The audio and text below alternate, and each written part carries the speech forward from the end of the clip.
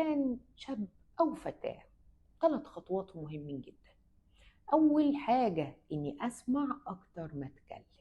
يعني لو في مكالمة ساعة خلي اللي قدامك يحكي 3/4 واتكلم انت بس ربع ساعة.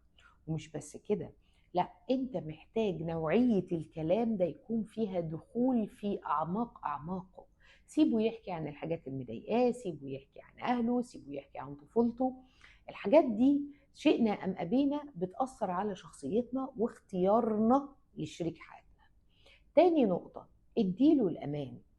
بلاش السوشيال ميديا واللي بهدلته فيكم. في فرق بين اني اديه الامان وفرق بين اني امسك في كمه واقرف عيشته. اديله الامان بمعنى اني ما ينفعش اختفي يوم واثنين وثلاثه. اديله الامان بمعنى ان هو لو زعل مني فانا لازم احسسه ان زعله فارق، والكلام ده بالنسبه للشباب. مع البنات حسسها ان زعلها فارق.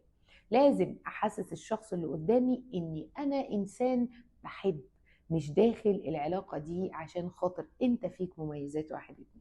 لا. تالت نقطة وهي الخناق. لازم ابقى بعرف اتخانق بالتي هي احسن. ما ينفعش اني انا ابقى فاجر في الخناق. ما ينفعش ان انا في الخناق اخاصم يوم واثنين وثلاثة.